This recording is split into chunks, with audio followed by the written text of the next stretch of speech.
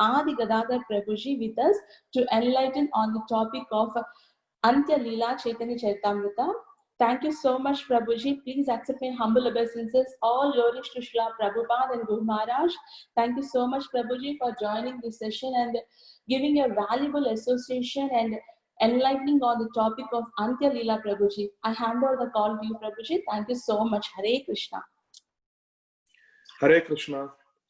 Thank you very much, Mataji, for introducing, and my sincere gratitude to Priti Vilasini Mataji for giving me this opportunity to serve all of you today. Let us begin with our Mangalacharan prayers.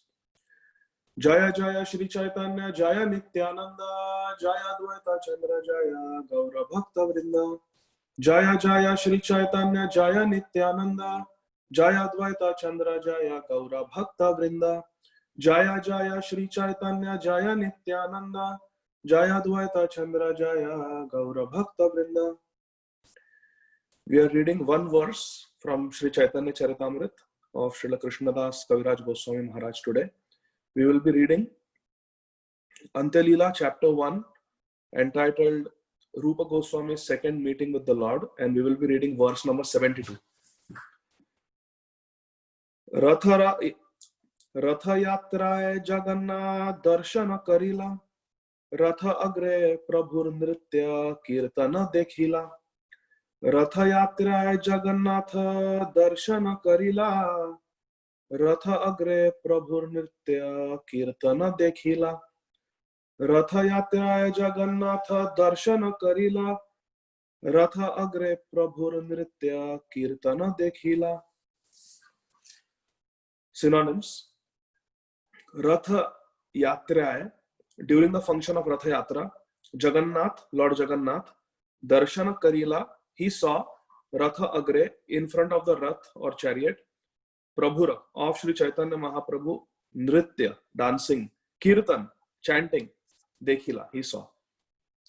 Translation by His Divine Grace, Abhay Charana Arvinda Bhaktivedanta Swami Maharaj, Srila Prabhupada. Jai Srila Prabhupada. During the Rath Yatra ceremony, Srila Rupa Goswami saw Lord Sri Jagannath. He also saw Lord Sri Chaitanya Mahaprabhu dancing and chanting in front of the Rath.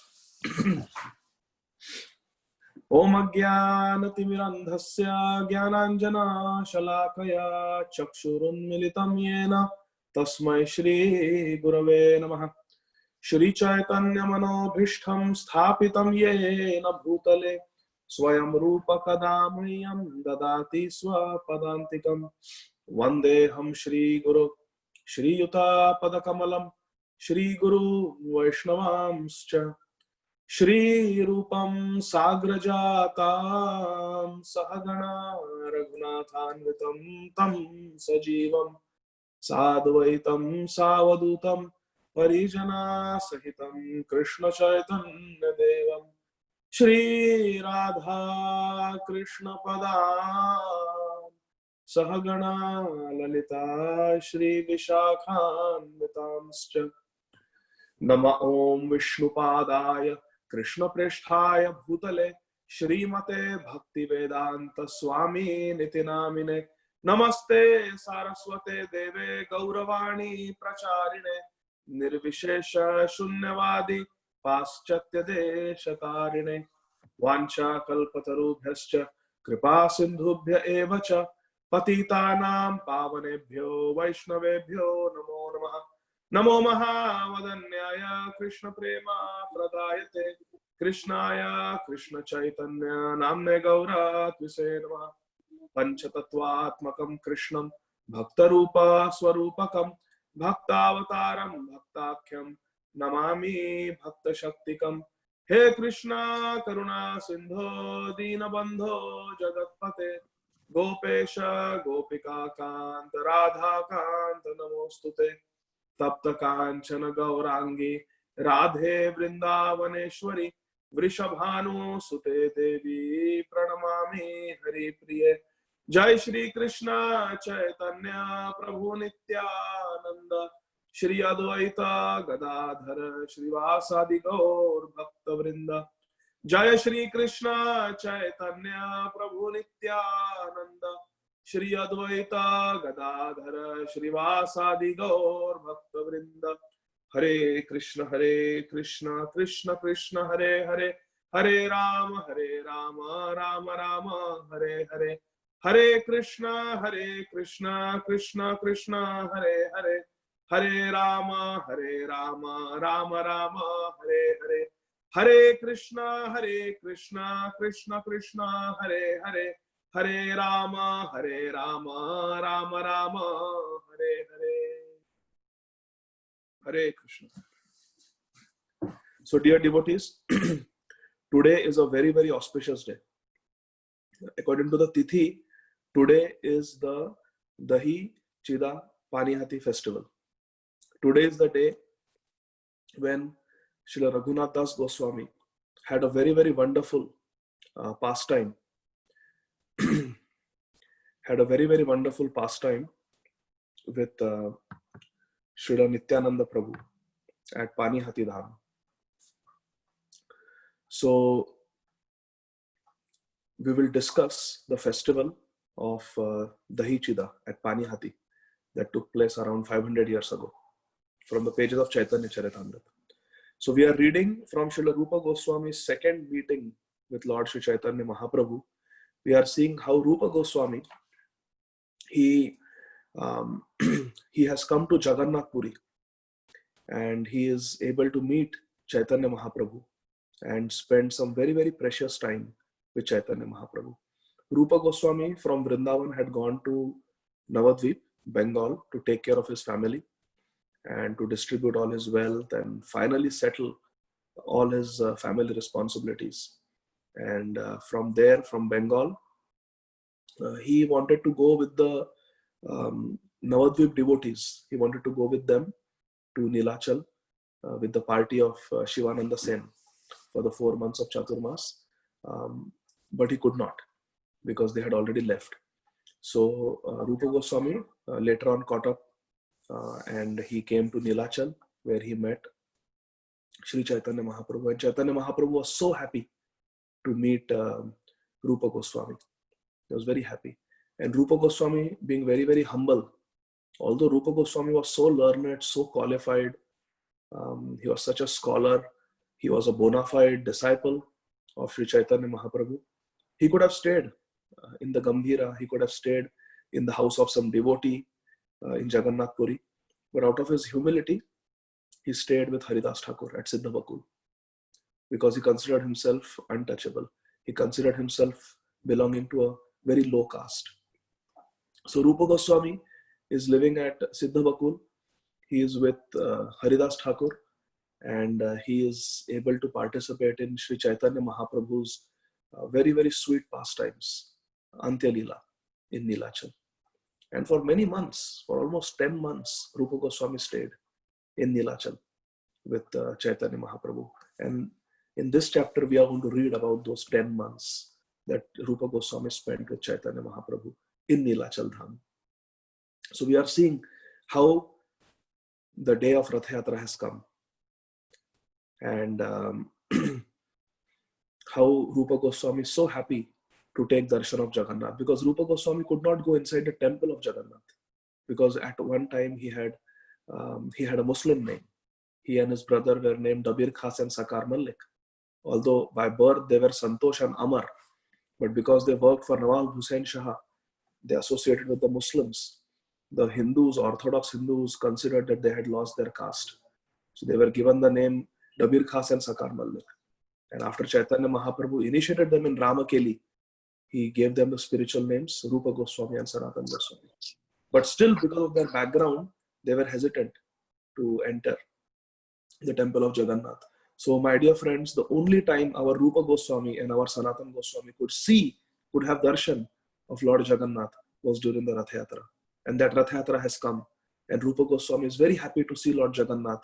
And he is happiest to see the Lord of his life, Sri Chaitanya Mahaprabhu, dancing and chanting, doing Nam Sankirtan in front of the Rath of Lord Jagannath, Baldev, Subhadra, Sudarshan. So that is what we are discussing.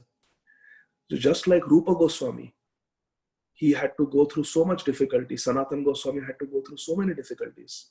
And finally they got shelter of Sri Chaitanya Mahaprabhu. Similarly, our Raghunath Das Goswami, who is our Prayojan Acharya, Rupa Goswami, Sanatan Goswami, they are the Sambandha and Abhideya Acharya. Sanatan Goswami is the Sambandha Acharya. Rupa Goswami is the Abhideya Acharya. And Raghunath Das Goswami is the Prayojan Acharya. All these three Acharyas have this thing in common. They came from apparently materialistic backgrounds. Rupa and Sanatan Goswamis were engaged in serving the Muslim government. Raghunath Das Goswami was engaged, Prabhupada writes, like a pound and shilling man, like a Vyavhari man. He was helping his father, Govardhan Majumdar, and his uncle, Hiranya Majumdar, in their zamindari, in their business as a landlord, collecting money, this and that. So they came from very, very materialistic background. Raghunath Das Goswami was even married. But against all odds, they came to Nilachal, to the lotus feet of Sri Chaitanya Mahaprabhu. So they have this thing in common. So our Prayojan Acharya, Srila Raghunath Das Goswami, he also had a great desire to come and join Sri Chaitanya Mahaprabhu in Nilachal. And how he was able to fulfill this deep desire, this has very much to do with the very special Panihati festival, the Dahi Chida festival that took place in the Navadvip Mayapur Dham in a place called Panihati on the bank of Ganga. Many of you must have visited this place. I also had the very good fortune of visiting this place during one of the Kartik Yatras with my Guru Maharaj in the year 2003. And after that, I have never had the opportunity to go to Navadvip Dham after 2003. So I have never seen our Panchatattva deities in my life. I have never seen. So all of you can please offer your blessings to me. I have a great desire to take darshan of Panchatattva, take shelter of Navadvip Dham, and also Nilachal, Jagannath Puri Dham. So I humbly request all of you to please shower your blessings upon me, although I'm not qualified, but I have a great desire. Thank you. Hare Krishna. So, Raghunath Das Goswami had a great desire to go to Nilachal. But Raghunath Das Goswami, he was the only son of his father. And his father was a big zamindar. And his father and his paternal uncle, they both had high expectations from Raghunath Das Goswami that he will take over all this wealth and he will stay at home, he will get married, he will be a family man. So they were absolutely not wanting Raghunath Das Goswami to leave home and take the renounced order of life. But it was the calling of his heart. Raghunath Das Goswami is very special, my dear friends. Let us analyze his very special fortune. Our Prayojan Acharya, Srila Raghunath Das Goswami, he is very special because see how sequentially he got the mercy of all the important personalities. When Raghunath Das Goswami was just a small child, very small child, in his house, Haridas Thakur came. Because Haridas Thakur was very close to Balram Acharya and Yadunandan Acharya, the two family priests and the family guru of the Majumdars. So Haridas Thakur stayed in the house of Balram Acharya and Yadunandan Acharya, and Hiranya and Govardhan Majumdar invited Haridas Thakur to come and give classes in their house, in their court. And Raghunath Das Goswami used to attend those classes. And Yadunandan Acharya even took Raghunath, the little Raghunath, to take darshan of Haridas Thakur. And Haridas Thakur, it is mentioned in Chaitanya Bhagavat, bestowed very special blessings on the little child, Raghunath Das Goswami. So first, Raghunath Das Goswami had the association of a pure devotee, Srila Haridas Thakur. Then, sometime later, some years later, when Chaitanya Mahaprabhu took sannyas, and after taking sannyas, he wanted to go to Vrindavan, but Nityananda Prabhu diverted him to Shantipur. At that time, Chaitanya Mahaprabhu came and stayed for 10 days in the house of Advaita Acharya and Sita Thakurani in Shantipur. When this news came to Yadunandan Acharya, that Chaitanya Mahaprabhu has taken sannyas and he's staying for 10 days in the house of Advaita Acharya. Yadunandan Acharya immediately took permission from the Majumdars, Govardhan and Hiranya Majumdar, that excuse me for a few days, I have to go to Shantipur to meet the Lord, to meet Lord Sri Chaitanya Mahaprabhu. And the Majumdars gave permission. Little Raghunath said, I also want to go, I also want to go. And Nandan Acharya told his father, I will take care of him, don't worry, let him come with me. I will personally take care of him. So the father agreed. And in this way, Yadunandan Acharya took Raghunath Das Goswami with him from Chandpur, where they were living, and came all the way to Shantipur. Now, Yadunandan Acharya had a very special relationship with Advaita Acharya, because Yadunandan Acharya was the initiated disciple of Advaita Acharya. Advaita Acharya is a disciple of Madhavendra Puri, and Advaita Acharya's disciple is Yadunandan Acharya, who was the guru of Raghunath Das Goswami. And Yadunandan Acharya's Shiksha Guru was our Vasudev Datta, who wanted to take the sins of the whole world upon his head and suffer eternally so that all of us could go back home, back to Godhead. So Yadunandan Acharya was very fortunate. His Diksha Guru is Advaita Acharya, Shiksha Guru is Vasudev Datta. And his disciple is Raghunath Das Goswami. See, in those days, when you are 5 years old, you get the Gayatri Mantra. You would get the Brahmin thread and Gayatri Mantra. So Yadunandan Acharya had initiated Raghunath Das Goswami. So he took little Raghunath with him to the house of Advaita Acharya. When Advaita Acharya saw that his disciple Yadunandan Acharya has come all the way from Chandpur, he welcomed him and told him, you stay in my house along with this little boy, Raghunath. You stay in my house, and for 10 days, Yadunandan Acharya and Raghunath Das Goswami, they stayed in the house of Advaita Acharya. In this way, Raghunath Das Goswami, when he was a young boy, he got the mercy of Advaita Acharya. And of course, Nityananda Prabhu was also there at that time. And so was Chaitanya Mahaprabhu, the new sannyasi. So for 10 days, Advaita Acharya secretly gave the remnants of Nityananda Prabhu and Chaitanya Mahaprabhu's Mahaprasad to Raghunath Das Goswami and Yadunandan Acharya. So Raghunath Das Goswami is so fortunate. Just see, as a child, he gets the association of Haridas Thakur. Haridas Thakur comes to his house every day. Then as a child, his guru takes him to Shantipur. And for 10 days, he gets the association of Panchatattva. Everybody was there. Gadadhar Pandit was there. Shrivas Thakur had come. Even Sachi Mata had come on a palanquin. Advaita Acharya had brought her there from Navadvip. So she could cook for 10 days for Chaitanya Mahaprabhu. So all these beautiful leelas our little Raghunath Das Goswami has seen. Then when he was older, and what we are going to discuss today, he had very wonderful exchanges with Nityananda Prabhu and Nityananda Prabhu's personal associates. And later on, for 18 blissful years, under the guidance of Swarup Damodar Goswami, our Raghunath Das Goswami lived in the Gambhira with Chaitanya Mahaprabhu in Nilachal. So the special quality, the special fortune of Raghunath Das Goswami is that amongst all the Goswamis, all the 6 Goswamis of Vrindavan, it is Raghunath Das Goswami who got the maximum association of Chaitanya Mahaprabhu. 18 years he was with Chaitanya Mahaprabhu. No other Goswami got so much association. No other Goswami. They would come meet Mahaprabhu for a few days or few months at the most. But Raghunath Das Goswami continuously, he stayed with Chaitanya Mahaprabhu during the entire Antya Leela. Entire Antya Leela. Just imagine the good fortune of Raghunath Das Goswami.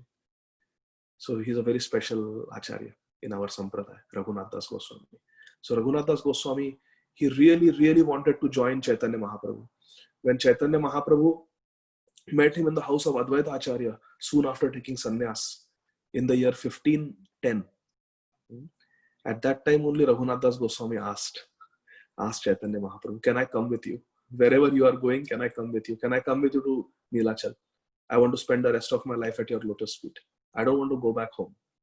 Now he was a young man that time, Raghunath Das Goswami. But Chaitanya Mahaprabhu forbade him. He said, no, you don't come with me. You go back home. Go back to the house of your father and don't be a Markat Vairagi. Don't be a monkey renunciate. You go back and you take care of a family. When the appropriate time comes, then you can join me. So in this way, Chaitanya Mahaprabhu told him to go back home. So Raghunath Das Goswami, from that time, he had a great desire to leave everything, renounce everything and be with Chaitanya Mahaprabhu in Nilachal. But somehow it was not working out. It was just not working out. And then there was an incident with the Muslim tax collector. Raghunath Das Goswami's paternal uncle, Hiranya Majumdar, he had a fallout with the Turkish tax collector over some money matter. And the Turkish tax collector came with the Muslim minister to arrest the uncle of Raghunath Das Goswami. So Raghunath Das Goswami's father and uncle, they went into hiding. And they came and they arrested Raghunath Das Goswami instead, who was just a young man. But Raghunath Das Goswami was so learned, so qualified, so charming, such a good orator, that he spoke so sweetly to the Turkish minister, who was very angry. He wanted to beat Raghunath Das Goswami. But Raghunath Das Goswami spoke so sweetly to him. He said that actually you, my father and my uncle, three of you are like brothers. Because you're same age, you work for the same king, you're brothers. And sometimes there are disagreements between brothers. One day they are fighting, another day they are sitting together and laughing and joking. Nobody can predict when they will get along and when they will have a fight. So these things are not to be taken very seriously. So you don't worry. I will talk to my father and uncle and they will agree with whatever you want. So please don't hold any grudge against them. You are like my uncle, and therefore uncle is like a father. So you are like my father. I am dependent on you. You see, you have arrested me. So I am under your care. I am your dependent and I depend on you for my protection. So please don't be angry with me. When Raghunath Das Goswami was so handsome, so beautiful to look at, when he spoke such sweet words of diplomacy to the Turkish minister, who was a Muslim, his heart melted. Kaviraj Goswami writes that tears started rolling down his cheek into his beard, his Muslim beard. Tears started rolling into his beard. And he said, I will release you. You just arrange a meeting between me and your uncle. Your uncle became a little greedy for money. So arrange a meeting and whatever your uncle says, I will agree. He doesn't even have to pay me anything. The rule was that this Turkish tax collector will collect the money from the zamindars. He will keep 1/4 and 3/4 he will put in the treasury of the king. But what Raghunath Das Goswami's uncle did, he made an agreement directly with the king that instead of going through the Turkish middleman, I will directly pay you, so that we save that 25% cut. And in this way, the Majumdars had to pay less tax. But then it was good for the Majumdar. It made no difference to the king, but it was a loss for the Turkish minister. So the Turkish minister got very angry and he played some politics and got a warrant to arrest Raghunath Das Goswami's uncle. But anyway, Raghunath Das Goswami, with his diplomacy, his sweet talking, his presence of mind, he settled the whole matter. He arranged a meeting between his uncle and the minister, the Turkish minister, and everything was settled peacefully. In this way, Raghunath Das Goswami was a very expert person in whatever he did. And for another year, he lived like a completely family man, completely materialistic person apparently. He lived. But in his heart, he was longing to be with Chaitanya Mahaprabhu. He was longing for Shuddha Bhakti, for Uttama Bhakti. 1 year passed. Now, what happened was, the news came to Raghunath Das Goswami that Chaitanya Mahaprabhu has completed his South India tour. He has come to Bengal again. Then he has gone back to Nilachal. Then he has gone to Vrindavan. He has even completed his 2 months stay in Vrindavan Dham. And now from Vrindavan, Chaitanya Mahaprabhu has come back to Jagannath Puri. When this news came, Raghunath Das Goswami really developed a very strong desire to go and be reunited with Chaitanya Mahaprabhu. He tried multiple times to run away from home. He would run away from home and the guards would be sent by his father and he would be captured and brought back. This happened practically. Kaviraj Goswami says this became a daily affair. His mother said, let's tie him up with ropes and keep him in the house. He keeps running away. What to do? Father says, the comforts and the wealth and luxuries we have given him are like that of the king of heaven, Indradev. And his wife is as beautiful as an angel. She's so young, she's so beautiful, she's so respectful, so loving, so chaste, filled with good qualities, and she's a Vaishnavi. But still, all this wealth and such a angelic, beautiful wife is not able to hold him back. What will ropes do? what will robes do? Our Raghunath has become a transcendental madman of Chaitanya Mahaprabhu. And anyone who becomes transcendently mad in love with Chaitanya Mahaprabhu, nothing of this material world can hold them back. What to do? So he appointed 10 guards to guard Raghunathas Goswami 24/7. Among them were soldiers, there were guards, there were servants to attend to all his needs, and there were even Brahman Vaishnavas to keep reciting Bhagavatam to him, so that he will be pacified. He will not want to run. He will have some devotee association. So they made all arrangements to keep him back. But Raghunathas Goswami's heart was with Chaitanya Mahaprabhu. Then one day, Raghunathas Goswami heard the news that close by, close to where he lived in Chandpur, Sri Nityananda Prabhu has come in a place called Panihati. And my dear friends, I am speaking to you from Atlanta, Georgia, which our founder Acharya, Om Vishnupad Paramhams Parivrajaka Ashtottara Shata, Shri Shriman Abhay Charana Arvinda Bhakti Vedanta Swami Maharaj Srila Prabhupada has named as New Panihati Dham. So I'm speaking to you from my home, New Panihati Dham, and today is the Panihati festival, according to Tithi. Because of COVID-19 outbreak in this year 2020, we are not able to celebrate it like we have been celebrating every year. But we are all going to feel separation from this great festival. In fact, one of our devotees here in Atlanta, Vaishnavi Mataji, she shared with me day before yesterday an audio clip of His Holiness Srila Jayapataka Swami Maharaj. He was giving a lecture, and very recently, just few days ago, and he specifically mentioned New Panihati Dham. He mentioned Atlanta, Georgia. He mentioned our Radha Madan Mohan, Jagannath Baldev Subhadra, and Gaur Nitai. And he said, I wish the devotees will, I hope the devotees will celebrate Panihati in their own way in the temple with Dahi Chida. And I hope they give me the darshan on Zoom. So I forwarded that message, that audio clip of Srila Jayapataka Swami Maharaj to Sikhi Mahiti Prabhu. He's one of our temple presidents. And Sikhi Mahiti Prabhu said, we are going to celebrate anyway with Dahi Chida, and we will make sure that we share the darshan with Srila Jayapataka Swami Maharaj so that his desire is fulfilled. But we are very fortunate that we are always in the heart of Srila Jayapataka Swami Maharaj. Wherever he is, he always thinks of Atlanta, Georgia, always thinks of New Panihati Dham. In the 1980s, he started this festival here, the Panihati festival. And it has become so popular, and only by his kindness, his enthusiasm, his inspiration, his direction, his guidance, this festival is going on. And it is said that even after he had a stroke in 2008, he came here the next year for the Panihati festival. He loves this place so much, and we are very fortunate, very blessed. So I'm speaking from New Panihati Dham. So Priti Vilasini Mataji told me that I should speak on this festival.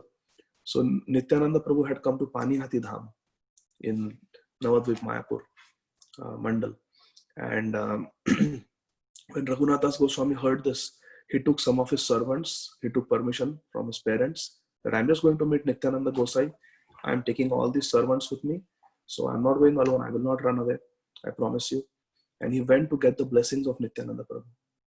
So he went there and he saw Nityananda Prabhu sitting under a very beautiful tree on the bank of Ganga. Nityananda Prabhu was sitting on a rock under this tree, on an elevated place. And Nityananda Prabhu was surrounded by all his intimate associates, and they were all doing Harinam Sankirtan. So Raghunatha Goswami was so happy to see Nityananda Prabhu. From a distance, out of his shyness, he offered his Dandavat Pranam, offered his obeisances. At that time, one of the associates of Nityananda Prabhu pointed out to Nityananda Prabhu, pointed towards Raghunathas Goswami and said, "Look, there is Raghunathas." And Nityananda Prabhu looked at Raghunathas Goswami and said, "Oh, he's such a thief." He called out, come here, Raghunath, come here. You're a thief. You're keeping a distance from me, as if you're a thief. Come here." Nityananda Prabhu was joking. But Raghunathas Goswami was so overwhelmed to see Nityananda Prabhu. Nityananda Prabhu was so beautiful. Very, very beautiful. Nityananda Prabhu's complexion is like Balram, like a spring cloud. Very fair, very, very beautiful. He has got very beautiful, shiny, curly, soft hair. He's very tall. His chest is very broad. His waist is very narrow. His arms are very beautifully built, very slender yet very powerful. Nityananda Prabhu wears very bright blue dhoti and blue uttariya. And his devotees always decorate him with very beautiful, precious jewels and necklaces and armlets and bracelets. Very, very beautiful. He has a very beautiful tilak. And they're always fanning him and they're always worshipping Nityananda Prabhu. Nityananda Prabhu is always intoxicated with Krishna Prem. And he's sitting with his associates. Very, very merciful Lord Nityananda. He was appearing to be more effulgent than millions of suns, millions of Surya Dev. He was more effulgent. Nityananda Prabhu, so beautiful to look at. At the same time, looking at him, when the devotees look at Nityananda Prabhu, not that he's as effulgent as millions of suns, so we have to wear dark goggles or sunshades to look at Nityananda. No. When devotees whose eyes are imbued with the salve of love, premanjana churita bhakti vilochanena santah sadaya hridayeshu vilokayanti yam shama sundaram achintya guna swarupam govindam adi purusham tamaham bhajami. Nityananda Prabhu is non-different from Govinda. He is the Supreme Personality of Godhead. When devotees whose eyes are anointed with love for him look at him, he looks very, very pleasant, very cooling, not glaring effulgence like the sun. Very, very beautiful to look at, very pleasing. Nayana Abhirama. He is the greatest pleasure to the eyes to look at. Nitai Pada Kamala Koti Chandra Sushitala. Although he is more effulgent than millions of suns, he is also more cooling than crores and crores of moonbeams. That is the transcendental contradiction of our Nityananda Prabhu. He's sitting there with all his associates, and Raghunath Das Goswami is so overwhelmed seeing Nityananda Prabhu that he's not able to hear Nityananda Prabhu calling out, come here, you thief, come here. Raghunath Das Goswami is just overwhelmed. He's in ecstasy, offering obeisances to Nityananda Prabhu and all his associates. So when Raghunath does not respond, Nityananda Prabhu gets up and goes to the place where Raghunath Das Goswami is offering his obeisances on the bank of Ganga. And he places his lotus feet on the head of Raghunath. And then he picks him up and embraces him. He says, you thief, just like a thief, you're keeping a distance from me and my associates. Why are you keeping a distance? Now I have caught you and I'm going to punish you. Your punishment, Raghunath, is that you have to feed all of us. We are very hungry. We have done so much Nam Sankirtan. We are very hungry. We are traveling cowherd boys. Now we are sitting on the bank of this Yamuna. Nityananda Prabhu considers the Ganga to be Yamuna. He considers the bank of Ganga to be the bank of Yamuna in Vrindavan. And he considers himself and all his associates to be cowherd boys of Vrindavan. The Vrajagopals, Krishna Sakhas. So he says, we are all cowherd boys. Now we are hungry.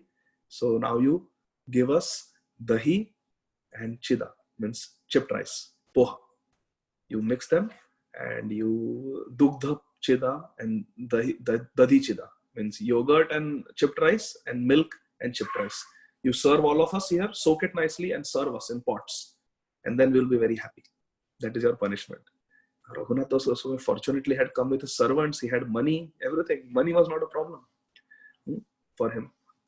So he said, yes, Nityananda Prabhu, I'll be very happy to do it. He turned around and immediately called all his servants. He told them, quickly go to the village and buy all the chipped rice that is available in the market, buy all the milk, buy all the sugar, buy all the yogurt that is being sold in the market, and also get some fruits like bananas. Quickly go. And yes, don't forget to get some camphor. So all the servants, they go and they go to the market, and within minutes they come. And the word spread. When Raghunath Goswami's servants go shopping, the word spreads that a big festival is going to be held on the bank of Ganga in Panihati. Nityananda Prabhu is organizing this festival and Raghunath Das Goswami is facilitating it, the son of that big zamindar from Chandpur. So everybody gets very excited. All the Brahmins, all the learned scholars of Panihati and the neighboring villages, they quickly come to the bank of Ganga where Nityananda Prabhu is sitting with all his associates and doing Nam Sankirtan.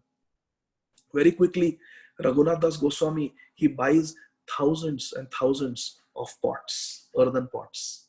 Nice pots. And then what Raghunath Das Goswami does, personally, Raghunath Das Goswami, he supervises everything. All right, let's put chipped rice, poha, into all these pots. Now divide them into two parts.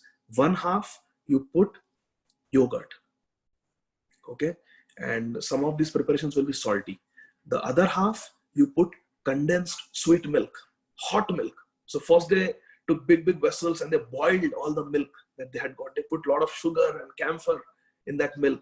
It was nicely boiled, made into nice sweet condensed milk. Prabhupada said we have to boil the milk also in ISKCON, International Society for Krishna Consciousness. When we just become happy-go-lucky devotees, casual devotees, then our movement becomes diluted. But if we are serious, fired up, enthusiastic devotees, then we are able to please Prabhupada. That's what Prabhupada wanted. He said, we are doing too much dilution, just focusing on expanding, preaching. But the devotees that are there, we are not nourishing them adequately. They are not reading Srimad Bhagavatam. They are not relishing Chaitanya Charitamrita. They don't understand the philosophy of Bhagavad Gita. They don't have taste in chanting Hare Krishna. They are not following Vaishnava etiquettes. Not good. The devotees that we have, let us train them nicely. Training them nicely means making spiritual advancement, means boiling the milk. Prabhupada said, if you keep diluting milk in the name of preaching and outreach, you keep diluting the milk, then you have nice milk, you put some water in it to dilute it, to increase, expand. Okay, but we need to expand more. You put more water in it and you keep expanding it, keep diluting it. Prabhupada says, after some time, you cannot understand whether it is milk or water. It becomes so diluted. It is not milk anymore. Prabhupada said, better you boil the milk and make it nice, condensed, sweet milk. Hare Krishna. So my dear friends, we have to boil our consciousness. We have to make it condensed Krishna consciousness. So that's what Raghunath Das Goswami did. He boiled the milk, made it nice condensed milk, and half of the pots, he soaked the poha, the chipped rice, in hot condensed sweet milk. And then he put mixing and matching different types of spices and fruits and dry fruits in different pots to make it very tasty. Especially banana was used a lot. So like that, there were two types of preparations, salty preparations and sweet preparations. And then after everything was done, Raghunath Das Goswami told Nityananda Prabhu, we are ready to offer.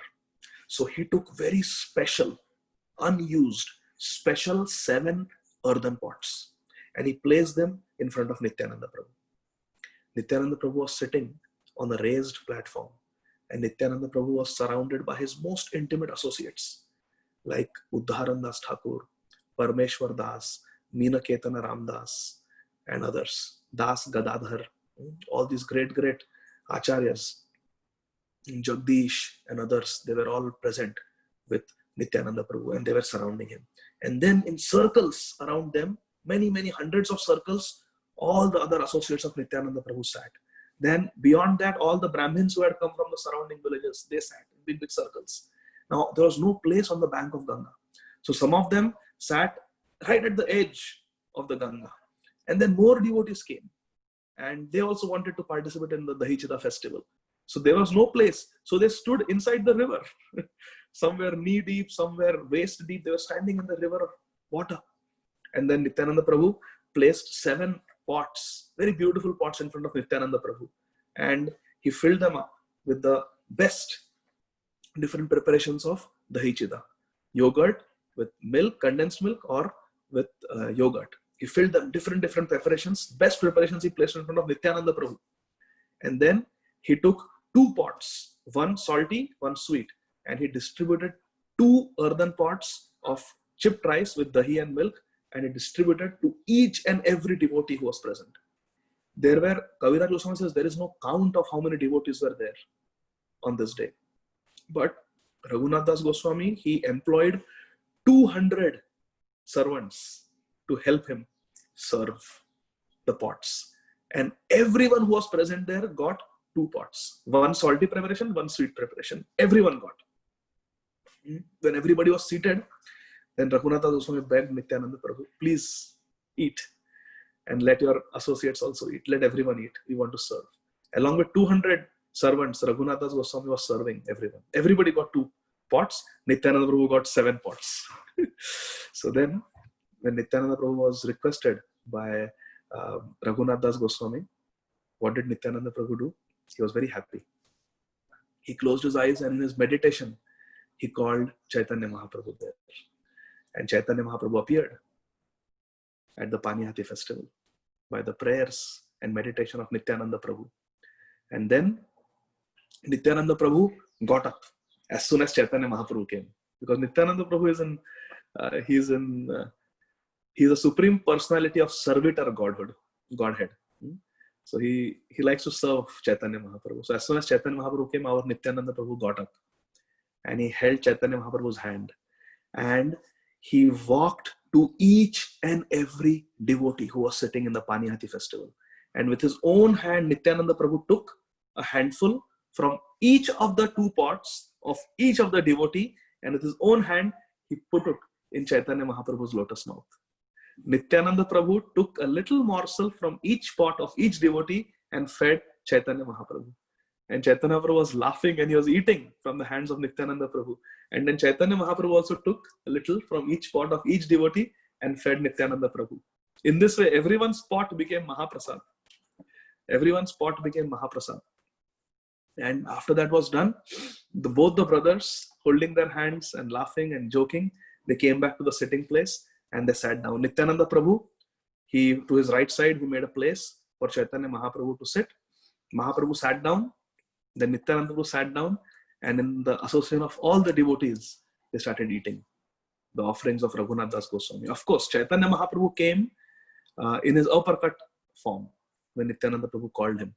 Only the very fortunate associates of Nityananda Prabhu were able to see. But for everybody else, it appeared as if Nityananda Prabhu is just walking randomly to each and every devotee and taking from their pot. But Nityananda Prabhu was feeding Chaitanya Mahaprabhu and Chaitanya Mahaprabhu was feeding Nityananda Prabhu. These are the wonderful pastimes of Nityananda Prabhu. We cannot understand the activities of a great soul. Just see.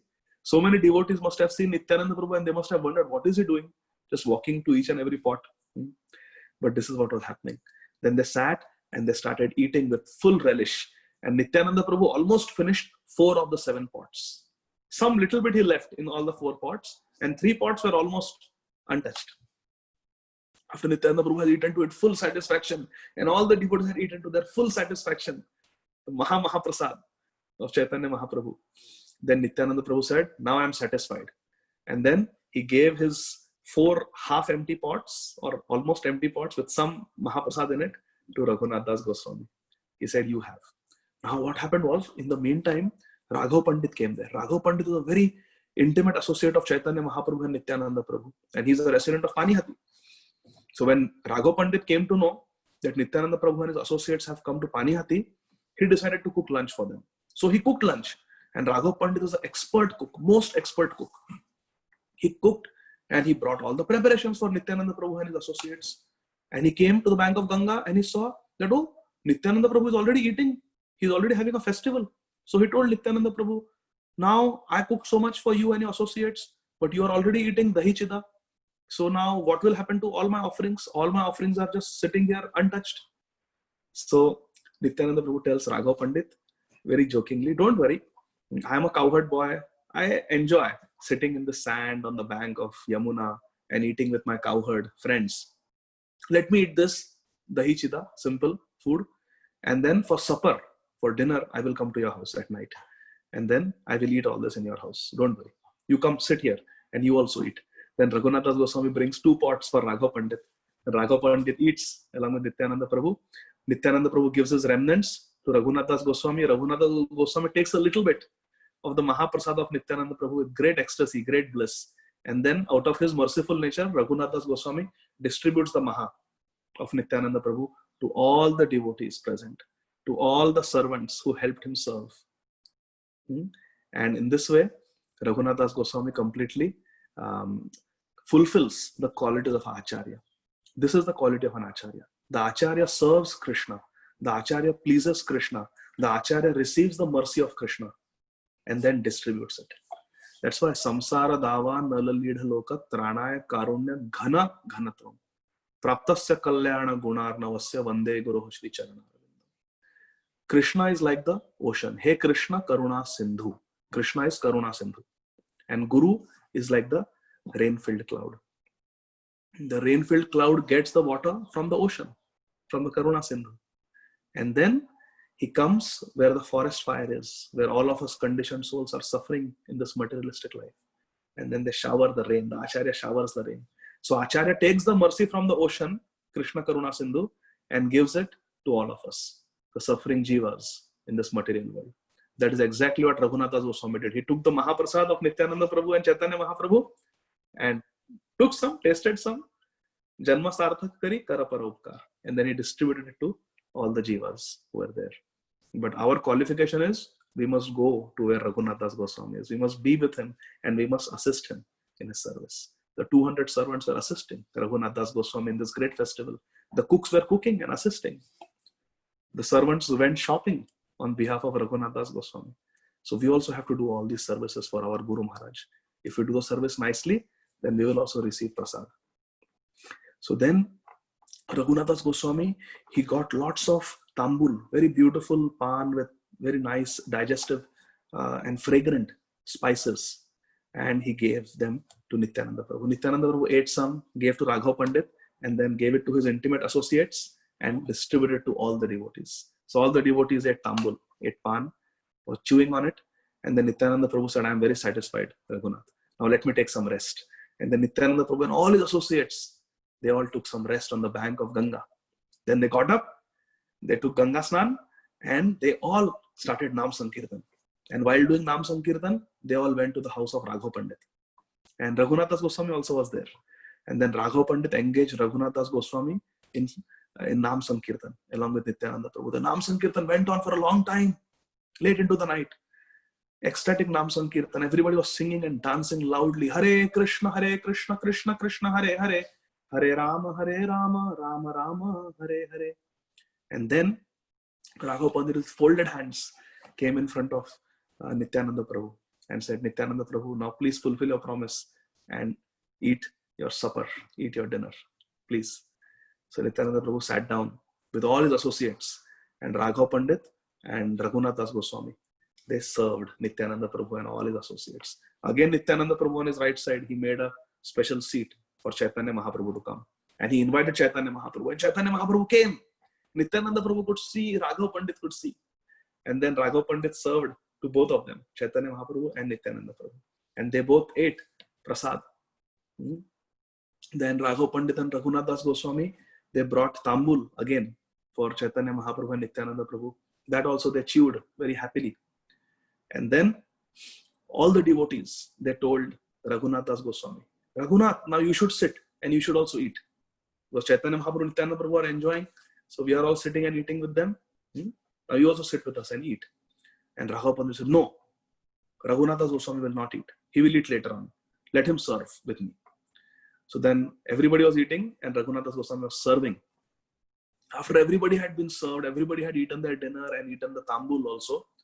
Then they were given fragrant water, rose water, or water mixed with little bit sandalwood fragrance or camphor. And they drank fragrant water, scented water, and then everyone got up to wash their hands. After this was done, then Raghav Pandit took the plates of Nityananda Prabhu and Chaitanya Mahaprabhu and gave the powerful remnants of Nityananda Prabhu and Chaitanya Mahaprabhu to Raghunath Das Goswami. Raghav Pandit personally gave, and he said, Raghunath, eat these remnants of Chaitanya Mahaprabhu and Nityananda Prabhu. By eating this Mahaprasad, you will be delivered from your materialistic family life. And Raghunath Das Goswami was so grateful to Raghav Pandit for this mercy. He happily took the Mahaprasad of Chaitanya Mahaprabhu and Nityananda Prabhu. So just see, my dear friends, sometimes a senior devotee may give us some service or may apparently prevent us from getting some mercy. For example, now Chaitanya Mahaprabhu and Nityananda Prabhu are enjoying the prasad, the offerings, and all the devotees are also eating after them. And they are inviting Raghunath Das Goswami. We are also eating, you come and eat with us. But Raghav Pandit is interrupting and saying, no, he will not eat. Let him wait. So it's not that Raghunath Das Goswami felt bad about it. Just see, if we just wait, we continue serving, very soon we get very special mercy. Because Raghunath Das Goswami waited on the orders of Raghav Pandit, he got the Mahaprasad of Chaitanya Mahaprabhu and Nityananda Prabhu. If he would have eaten with other devotees, he would not have. So therefore, we should have faith in senior devotees. Sometimes they may tell us things that don't make sense, or that may seem harsh, or they may seem little tedious or uncomfortable to follow, but there is always some mercy in that. So Raghunath Goswami got the remnants for the second time of Chaitanya Mahaprabhu and Nityananda Prabhu. And then Nityananda Prabhu, he decided to take rest for the night. And all the devotees took rest. And Raghunath Goswami did not go back home. He waited. He wanted to get as much association of Nityananda Prabhu and his glorious associates as possible. So he waited. Next morning, Nityananda Prabhu took Ganga Snan. They did some Nam Sankirtan. And Nityananda Prabhu went again and sat on that same rock under that same tree on the banks of Ganga. At that point, Raghav Pandit said, let us approach Nityananda Prabhu, and you make your petition that you want to be freed from family life and you want to go and serve Chaitanya Mahaprabhu for the rest of your life. This is the right time. So Raghav Pandit takes Nityananda Prabhu.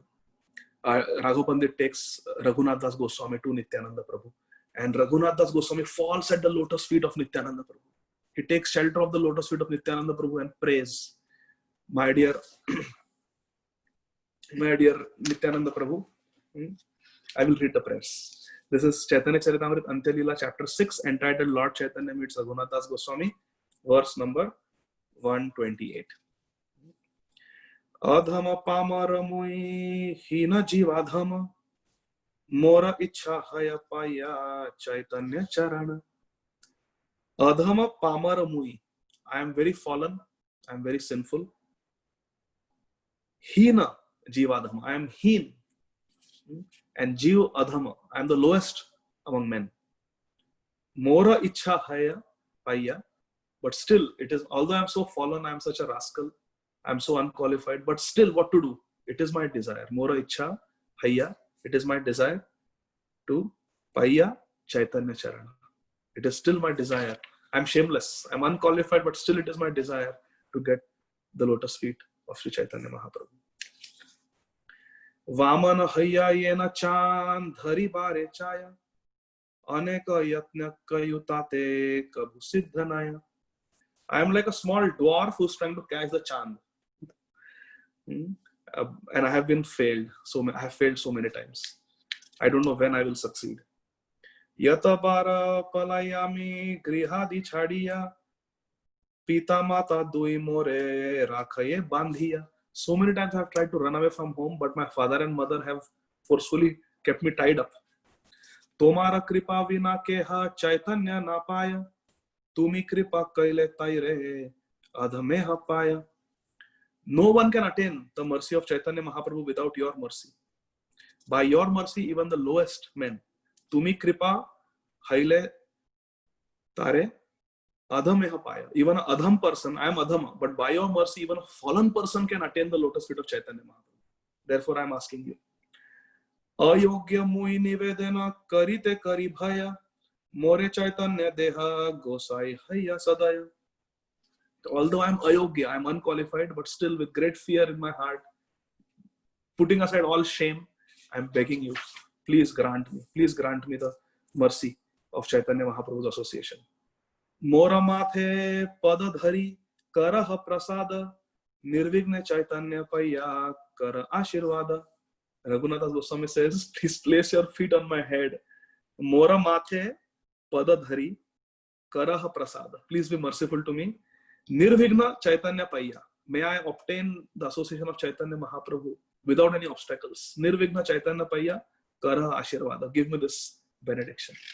When Nityananda Prabhu sees the humility of Raghunath Das Goswami and his earnest, sincere desire, and seeing how he had humbly served Nityananda Prabhu, how he had served all his associates, and even others who came. Seeing the dealings of Raghunath Das Goswami, Nityananda Prabhu was very happy. Nityananda Prabhu says, when the Panihati festival was going on yesterday, seeing the opportunity, the businessmen, the pasari Pasari means shopkeepers. The businessmen also took advantage. They saw that a festival is going on, so they brought their shops here. So you sent your servants, you bought everything from the market, and when the festival was going on, the shopkeepers came and they got more goods here, more milk, more yogurt, more chipped rice, more bananas. And you were so kind, you bought everything from them to make them happy. You cooked extra, you served everyone sumptuously, and you even gave those shopkeepers, the opportunistic shopkeepers who had come, you gave them also Mahaprasad. So Nityananda Prabhu had observed all this. Seeing these good qualities of Raghunatha Goswami, Nityananda Prabhu blessed him. He said, you don't worry. You go home and very soon you will be with Chaitanya Mahaprabhu. I give you the blessings. The Chaitanya Mahaprabhu, Chaitanya Mahaprabhu will give you his full mercy.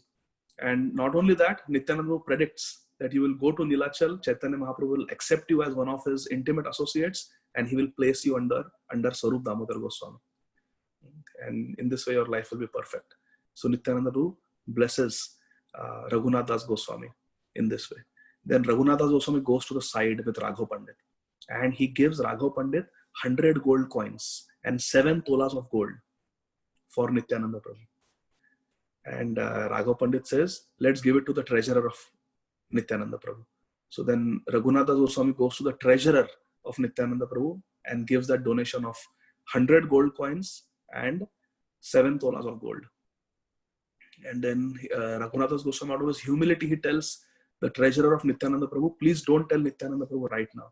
But when you go home, when you go to another place, you settle down in the next destination, then at your leisure, you tell Nityananda Prabhu that Raghunath had given this donation. Don't tell right now. This is the humility of Raghunath Das Goswami. He makes a donation, but he's so humble. He doesn't want to advertise it. He says, don't tell Nityananda Prabhu right now. So, like that. And then, because Raghav Pandit had helped so much Raghunath Das Goswami in this endeavor, he had helped him so much, he had given him Mahaprasad. So then, Raghunath Das Goswami takes Raghav Pandit to the side. And he gives Raghav Pandit also 100 gold coins and 2 tolas of gold. And he says, please accept this dakshina and also give this to all the associates of Nityananda Prabhu who have come to Panihati Dham. In this way, Raghunath Das Goswami is teaching us a very important principle, my dear friends, that as Grahasthas, it is our duty to give donations. It is our duty to give dakshina to qualified Brahmins, to qualified Vaishnavas. It is our duty. We should not be miserly. It is Dadati Pratigrinati. Nityananda Prabhu gave so much mercy. Raghav Pandit gave so much mercy and protection to Raghunath Das Goswami. So he is also trying to give back in his own way. And money is required for Nityananda Prabhu to go from one place to another, one village to another to preach. He also has to pay toll when he crosses from one kingdom to the other. Sometimes he has to pay people to buy milk and vegetables and fruits and rice for his associates. So Nityananda Prabhu is a traveling preacher. And our Raghunath Das Goswami is setting the standard. He's an Acharya, Raghunath Das Goswami. He's teaching us that we must give donations. And then, because of Raghunath Das Goswami's sincerity and his Vaishnava etiquette and his purity of purpose and his wonderful dealings with Vaishnavas, very soon he is able to escape from the deep dark well, Griha Andha Kupam, the deep dark well of family life, and he is able to join Chaitanya Mahaprabhu in Nilachal. That journey is also a very wonderful story in itself and how he escapes, but that we don't have time. But I wanted to discuss this very beautiful Panihati festival which took place today, some 5 centuries ago, in Panihati Dham, in Navadvip, Mayapur Dham. So very, very beautiful festival, many lessons to be learned. And just by, even if you don't learn lessons, just by hearing carefully these pastimes which are described in Chaitanya Charitamrita, our hearts become purified and our hearts become attracted to the lotus feet of Chaitanya Mahaprabhu and Nityananda Prabhu. And we can understand very clearly from this pastime that Raghunath Das Goswami is Prema Manjari. He is a Manjari in the spiritual world. And he is placed under the guidance of Lalita Sakhi, who is Sarup Damodar Goswami. And Chaitanya Mahaprabhu is in Radha Bhav. So even a Manjari can get her her prayojan, and she becomes a prayojan acharya by the mercy of our Nityananda Prabhu. It was Nityananda Prabhu who delivered Raghunathas Goswami. So we should not think that, oh, if I am a worshipper of Radha and Krishna, I don't need Balram. That is a very immature way of thinking. Ultimately, all the Manjaris are under the guidance of Ananga Manjari and Rupa Manjari. And Ananga Manjari is Nityananda Prabhu. Ananga Manjari is Balram. So we always need Gaur Nitai. It is Nityananda Prabhu who can give us any spiritual destination that we desire. Nityananda Prabhu is all powerful. Nityananda Prabhu is everything. And our Srila Prabhupada is the full manifestation of Nityananda Shakti for us, because he represents the Guru Tattva. So we are very, very grateful. And therefore, Srila Prabhupada's very, very powerful, empowered, glorious disciple, His Holiness Srila Jayapataka Swami Maharaj. In his Pranam Mantra also, he is Nitai Shakti. He is Nitai Kripa. He is a representative of Nityananda Prabhu. His mood is like Nityananda Prabhu. His pastimes, his activities are like Nityananda Prabhu. Srila Jayapataka Swami Maharaj is so glorious. Such a great empowered preacher. So just wanted to share this with all of you. Thank you very much, my dear friends, for your patient listening. It's 12 o'clock, so we'll stop. Are there any questions or comments? Hare Krishna. Jai Srila Prabhupada. Panihati festival ki jai. Hare Krishna, Prabhuji. Thank you so much for such a beautiful, beautiful class on such an auspicious day.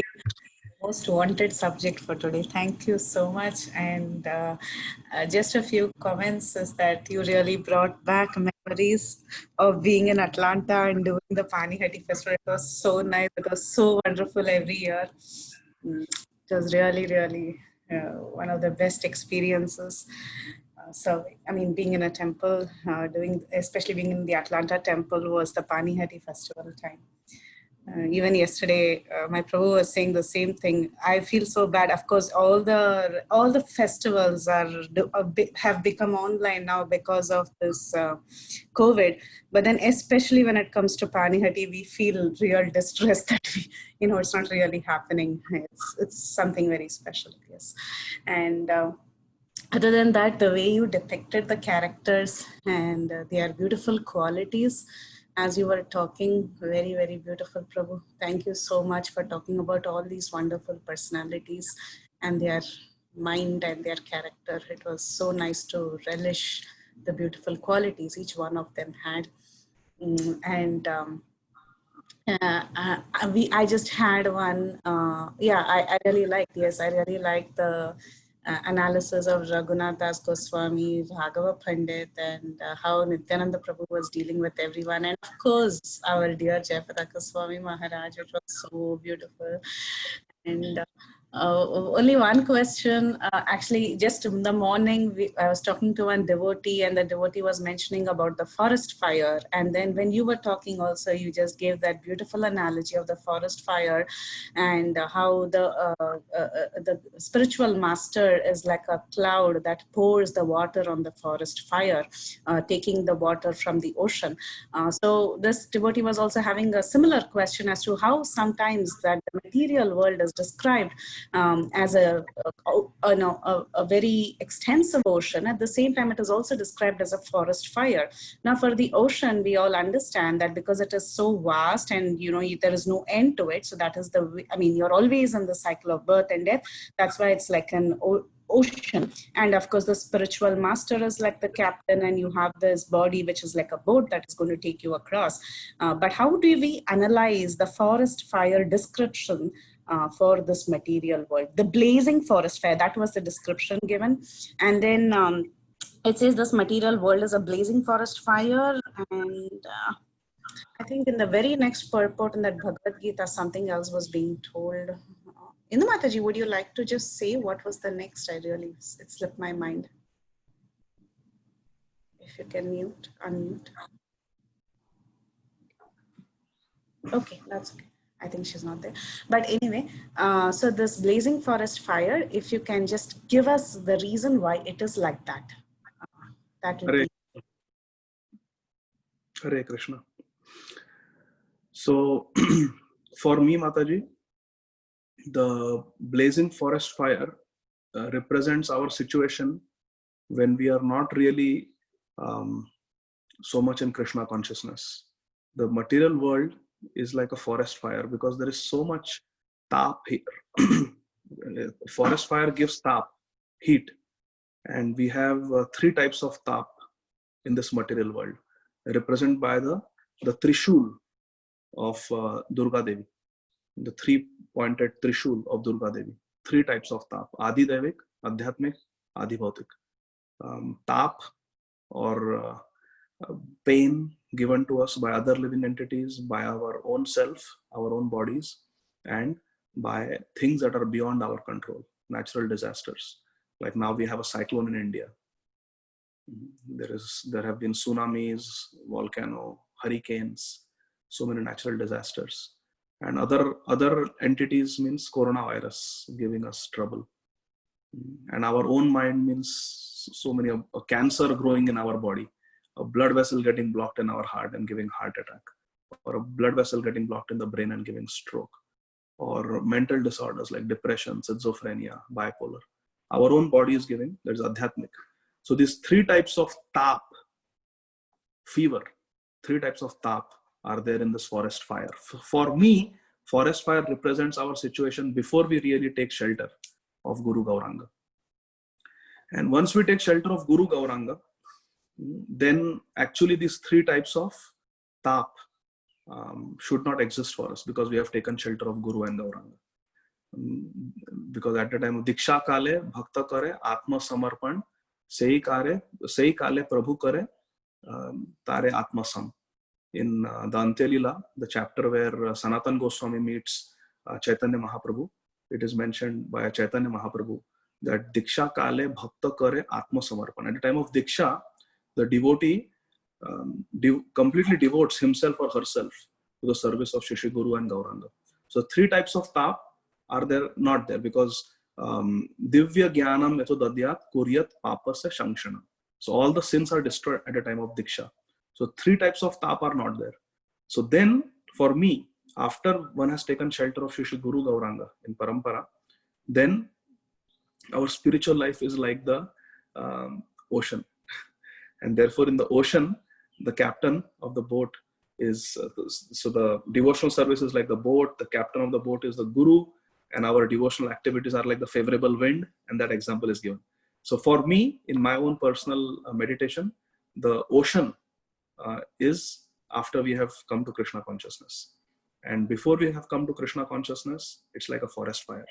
So in our Samsara Davanala prayers, we meditate that, oh, I was stuck in this forest fire. And that forest fire has been extinguished. That forest fire has been extinguished by the spiritual master. But now I have come to the ocean. I have to cross the ocean.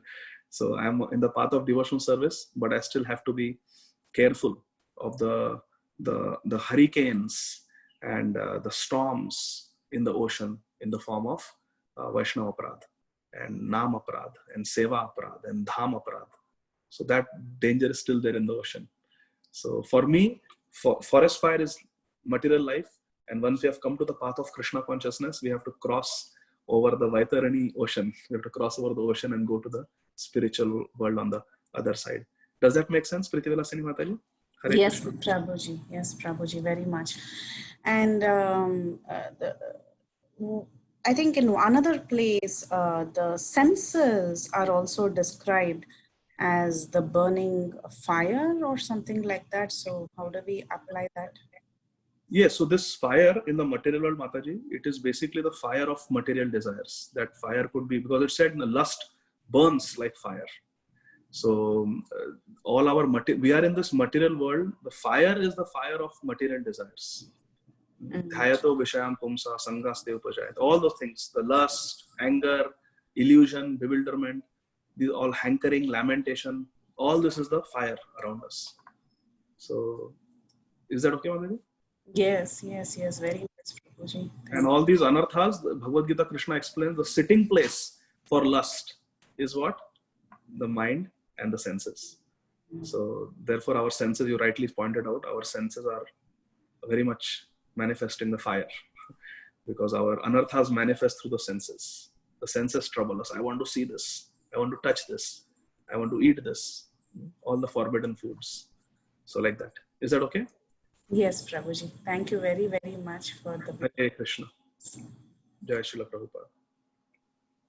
हरे कृष्णा जी आदिगदाधर प्रभु कोटि कोटि दंडवत प्रणाम चलो प्रभुपाद से गुरुदेव की जय दहीचिड़ा festival की जय रूप गोस्वामी सनातन गोस्वामी की जय नित्यानंद चैतन्य महाप्रभु की जय प्रभु जी we are so fortunate like Vilasini Gopi told that we get the association of H. Jayapataka Maharaj. He is standing with us and we all and guide us before 5 years that do this and he make a one list. Still we are following that list and making with lots of dry foods. There is a South Indian style, Mexican style, lots of dry foods, not one or two varieties. Prabhuji, there is a more than 109 varieties making in Panihati festival, Dahi Chida festival, sweet and salted both. And Prabhuji, when the outside Mataji and Prabhuji are eating so nicely, that time we feel so relaxed that thank you Jayapataka Maharaj for giving this seva. It's a teamwork. So many Matajis are working from last 3-4 days. And Prabhuji, this festival I never seen in Gopinath also. It is so like so much purity, nectar is coming that festival day from all over world, from Texas, from Chicago, from all over world. The Vaishnava and Vaishnavis is coming in, and then there is a pot fest. We will give a pots, big pots, prasadam, and Jayapataka Maharaj lectures and kirtan. Prabhuji, there is no words. There is a special mercy of Gurudev that and Srila Prabhupada that we are so fortunate to serve Jayapataka Maharaj. Hari Hari Gauranga Dandavat Pranam. Hare Krishna. Thank you very much, Vrinda Gopika Mataji. You are making all of us very hungry. Thank you. Hungry for the Panihati festival. Jai Srila Prabhupada. Hare Krishna, Prabhuji, Dandavat Pranam, so glories to Srila Prabhupada, all glories to Adigadhadar Goswami, all glories to Nityananda Prabhu.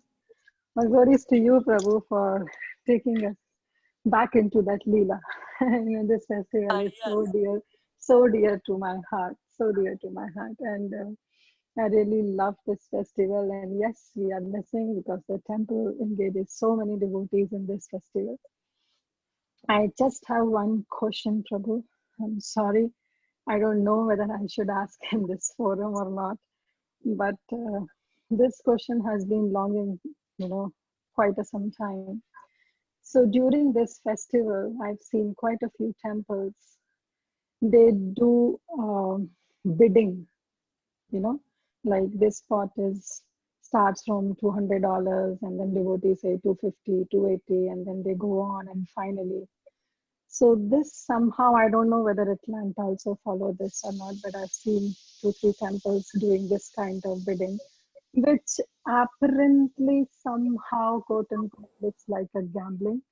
So I just want to know about the authenticity of such kind of process that we should follow, because definitely in the past, when this pastime happened, when Das Goswami and Nityananda Prabhu, definitely this was not there. But how to understand when we are following such things in present days? Thank you. Hare Krishna. Hare Krishna. Hare Krishna. Thank you very much, Kirtida Sundari Mataji, for your very, very nice question. I like your question very much. Purabe saba bhagavata ekaya Vaishnavera kriya mudra bhigyana bhujaya. In Bhakti Ratnakar, Srila Narhari Chakravarti writes that in the past, all the great souls, Purabe saba bhagavat ekaya, all the great souls, all the Mahabhagavats have said this one thing, Vaishnavera kriya mudra bhigyana bhujaya. That the activities of a Vaishnava, even a learned person cannot understand.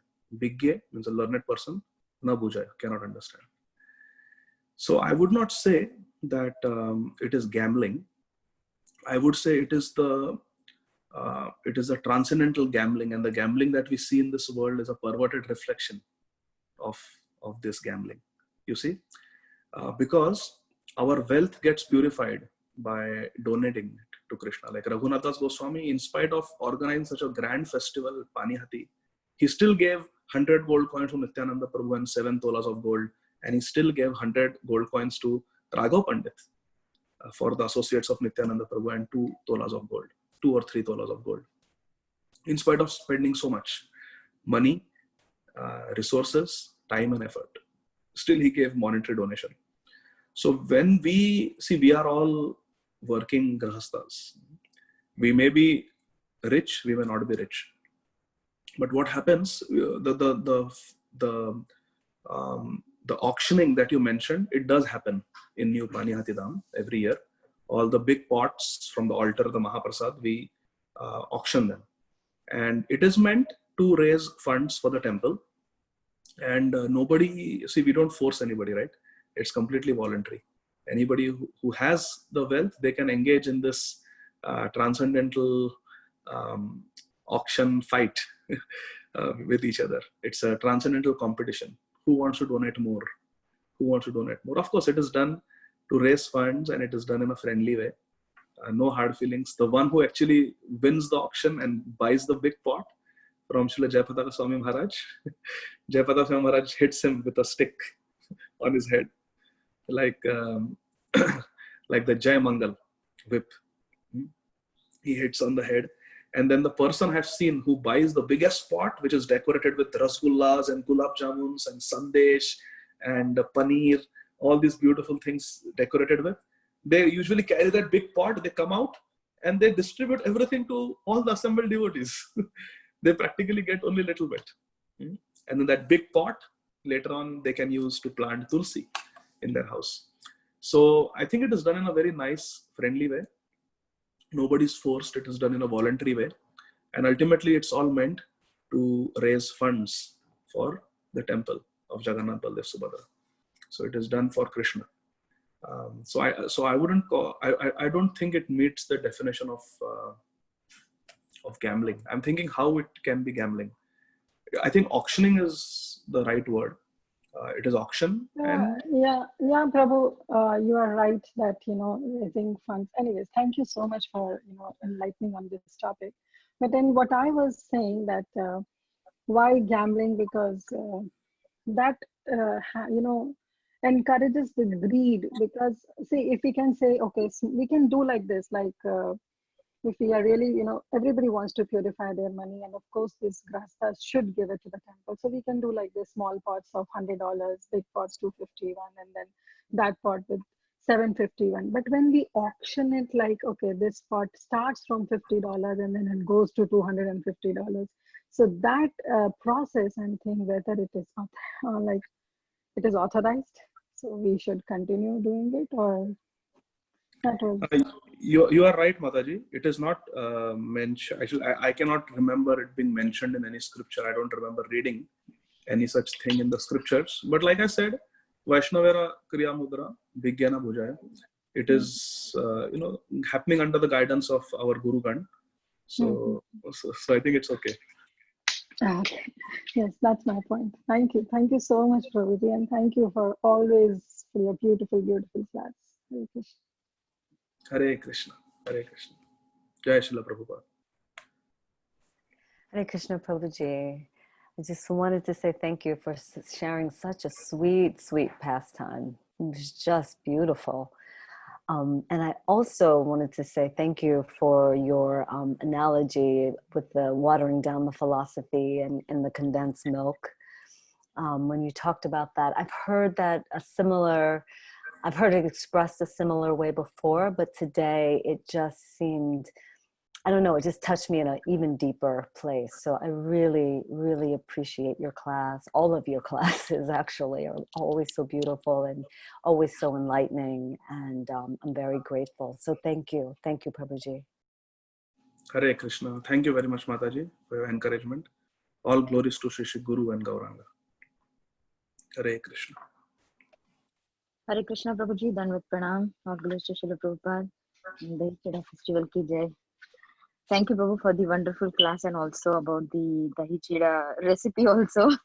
Yesterday we were discussing that, and I just wanted to share that today in the Govinda group in the camp, the kids, all like maybe 100 kids, are going to make the Hichida today. So it is going to be a wonderful offering, and our dear Priti Vilasini Mataji is going to show that recipe today. So if you can, you also join and ask my Maitri also join. So, What time it is? 3 o'clock? Prabhu, this will be 3 o'clock CST. Okay. Sure. Maithili will join. Thank you, Prabhu. Thank you so much. And really that, because yesterday we were talking about the condensed milk, like instead of putting the pot condensed, the ready-made condensed milk, we should be boiling the milk and then reducing it. And you just answered that part. So thank you so much, Prabhu. Hare Krishna. Thank you, Mataji. Hare Krishna.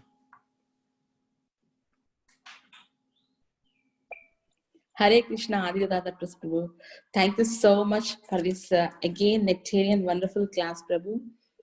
While you're explaining all the pastimes and the pure devotees association and how they communicate and how they exchange all these great qualities with each other and how they explain, Prabhuji.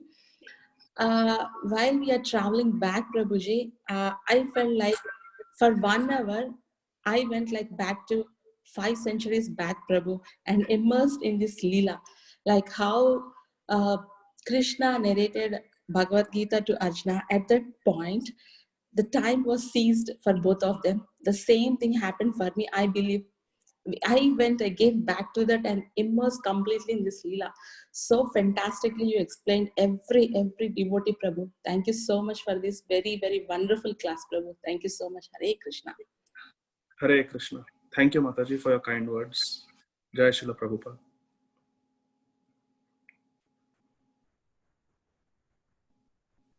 Hare Krishna, Prabhuji. Thank you so much for a beautiful class, Prabhuji. You narrated the pastime very beautifully.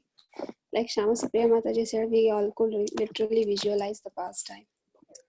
And I think in this situation, if we cannot go anywhere, this is the best we can do. We can just visualize and relish it. And because of you, we could do that on this day. Thank you so much, Prabhuji.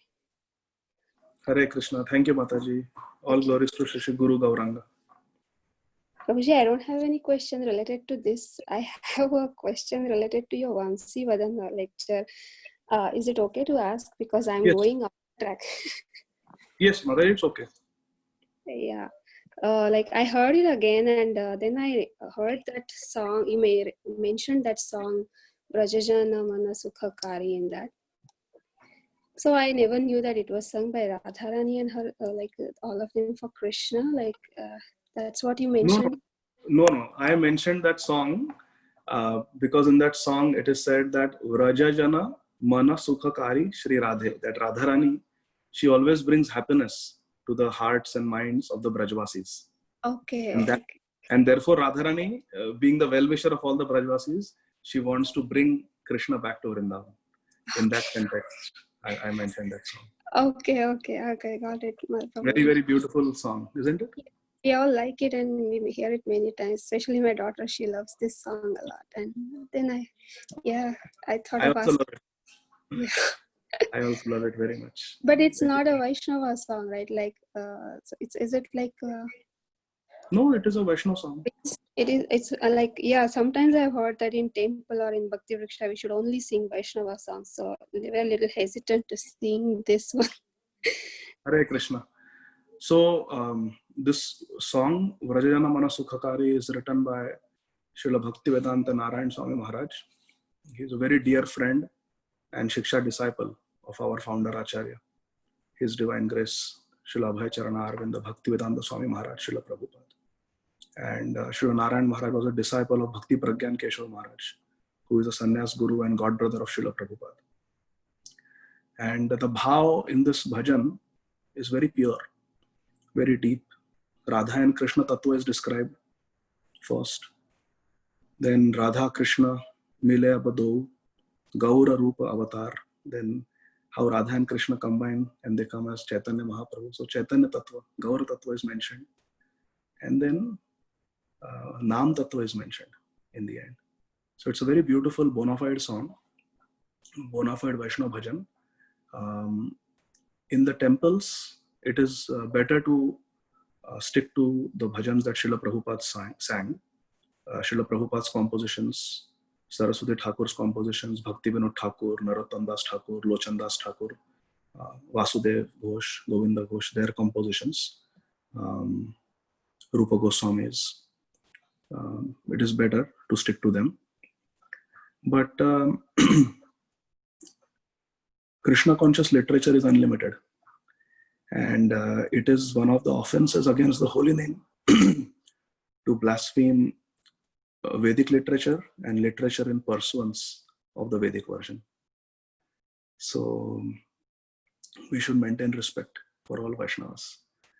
But I particularly like Srila Narayan Maharaj's this song very much. And I love and respect him very much. And I also read his books. He served Srila Prabhupada very much. And Bhakti Siddhanta Saraswati Thakur's family is very big. And we should have respect for everyone. Srila Gaur Govind Maharaj would always say that we should respect all devotees. And we should see Srila Prabhupada with his whole family. That will make Srila Prabhupada very happy. Prabhupada wrote so many letters to Srila Narayan Maharaj. They were very good friends. Srila Narayan Maharaj also placed Srila Prabhupada in Samadhi. He wrote confidential Manjari mantras on Srila Prabhupada's chest, along with Srila Bhakti Charu Swami Maharaj and Tamal Krishna Goswami Maharaj. So, at home, for our personal relishment, we have option. We have preference. Nobody should dictate or make it compulsory. But yes, we are a society, and we are 100% loyal to Srila Prabhupada. We are 100% loyal to the GBC. And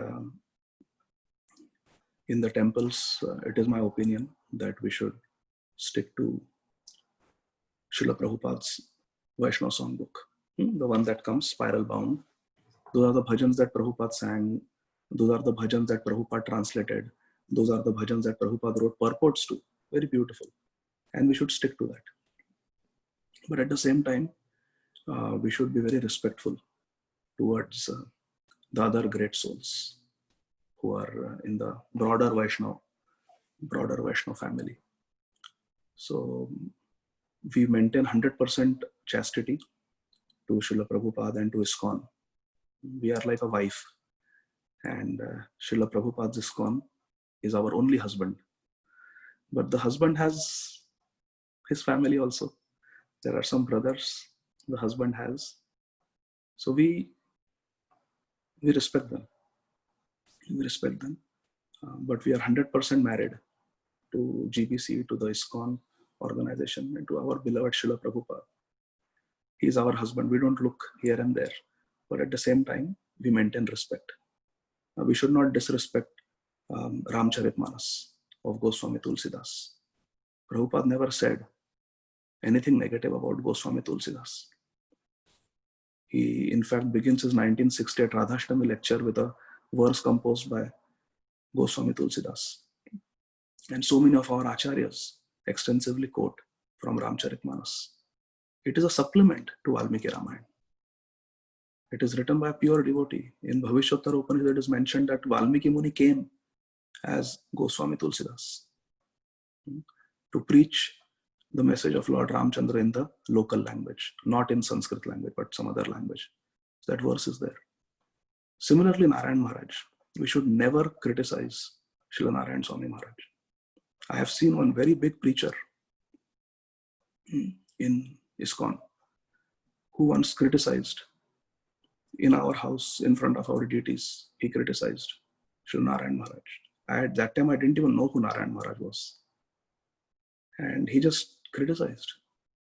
I didn't know who Narayan Maharaj was. He just criticized, and he told me, "You're fortunate, you don't know him." And Mataji, with my hand on my heart, I'm telling you, That devotee fell down so bad. He had so much trouble. A very popular preacher, very senior devotee, senior to me.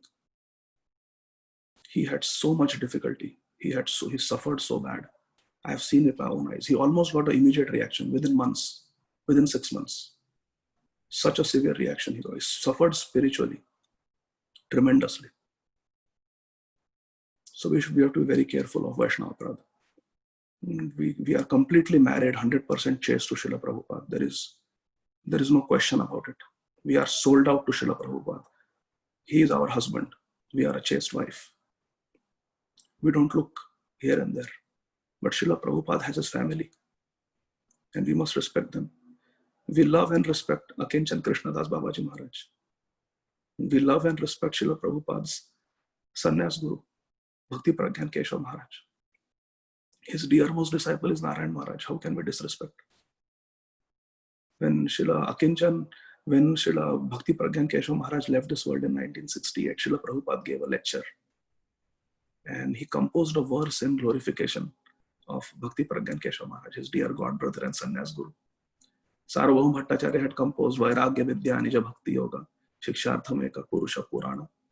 So that same verse, Prabhupada modified it and made it as an offering to Bhakti Pragyan Keshav Maharaj. And he broke down. That lecture is there on YouTube. So it is not that Bhakti Siddhanta Saraswati Thakur produced only one pure devotee, our Prabhupada. No. That is blasphemy of Bhakti Siddhanta Saraswati Thakur. Bhakti Siddhanta Saraswati Thakur produced many, many pure devotees. Just like Srila Prabhupada produced many, many pure devotees. The Ritvik thought process say that Prabhupada is the last Acharya. Everybody should take Diksha from Prabhupada. So His Holiness Srila Bhakti Charu Swami Maharaj, he told me once when he had come to Atlanta, he said, this is the biggest blasphemy of Srila Prabhupada, the Ritvik philosophy. Because you are saying that Prabhupada is the last Acharya, that means Prabhupada could not produce one single Acharya after him. Srila Prabhupada could not produce one pure devotee. This is criticism of Srila Prabhupada. Prabhupada is a Chintamani. He created many pure devotees. Like Srila Giriraj Maharaj writes the book, Many Moons. So many pure devotees Srila Prabhupada created. I will only talk about the ones who have left this world. What about Shri Srimad Gaur Govind Swami Maharaj? Such a powerful Acharya. Everybody respects him. For months, 4 months, he was in Mahabhav. He was not Mahabhav. He was in Bhav in Mayapur in 1979. There is a book called Mayapur 1979. We should read that book. Lagudi Prabhu writes, he took care of Gaur Govind Maharaj. For 4 months, Gaur Govind Maharaj was in a state of spiritual trance. So many pure devotees Srila Prabhupada produced. So similarly, Bhakti Siddhanta Saraswati Thakur also produced many, many pure devotees. And we love, respect them. We see the full family tree like that. So in the temple, we should sing from the Vaishnava songbook. But in our private bhajan, mature devotees, they have their preference. There is no compulsion, or Krishna consciousness cannot be forced. So that is my opinion, Mataji. Does that help? Sorry, I don't know what else to go. Hare Yes, Krishna. sir. Thank you so much for explaining so nicely. And it really helps me to understand. I'm sorry if I made any offense by asking, because I had always heard that it is not ISKCON Vaishnava song. That's why I asked. But Hare. yeah. We should follow our authorities. I think in the temple, I always sing, I would recommend it, we should sing from the Vaishnava songbook. See, we have a big organization, Mataji, our International Society for Krishna Consciousness. So we follow our authorities. Whatever our authorities say, we follow. Yeah. At the same time, in our private bhajan, I take songs from the website called KK Songs. Yes. Krishna Kirtan songs. In KK Songs, there are songs written by George Harrison, and there are songs written by Prabhupada's godbrothers, Bhakti Rakshak Sridhar Maharaj. So many beautiful compositions. So we have to be broad-minded. At the same time, we are completely sold out to Srila Prabhupada. Yes. We are completely sold out to ISKCON. We follow the GBC. So if the local authorities, generally the local authorities say we should read from the Vaishnava songbook in the temple and in all public gatherings, and we follow that. Is that okay, Mataji? Yes, yes. I also completely agree. Like, yeah, and anytime we can relish these songs at home, which is so nice. And like you said, like I could, like when two people get married, we accept them along with the family, right? It's like that. Although Srila Prabhupada is our, what to say, is our main acharya, we have to accept others also as family and accept it and respect it. And I completely agree with that. Thank you so much, Prabhuji. Thank you. Dasosmi. Hare Krishna. Jai Srila Prabhupada. Thank you so much, Adigadhadar Prabhu, for explaining this sensitive matter so beautifully, because this matter has always been sensitive in ISKCON, in various congregations. But I really like the way you conveyed it so beautifully. So really, thank you so much. And I shared that song on Bhakti Sangha group. Would you like to sing, Prabhu, few verses? Hare Krishna. I don't have it here. No worries. Brajana sukhakari radhe shama shama sham Shri Radhe. Brajana mana sukhakari radhe shama shama sham Shri Radhe. Hare Krishna. Is that okay, Mataji? Yes, Prabhuji. Thank you. Thank you so Hare much. Krishna. Dasosmi. Hare Krishna.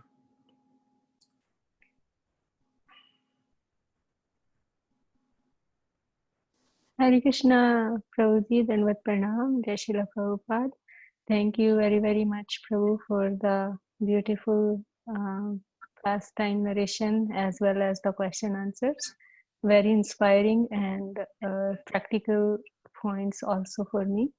So one thing you mentioned about we should boil the milk, and you mentioned a parallel about how we ourselves, I mean, not saying for you, but for myself, that we approach new people, bring new people to the movement, and then it's instead of boiling the milk, it becomes dilute, and it's just like water.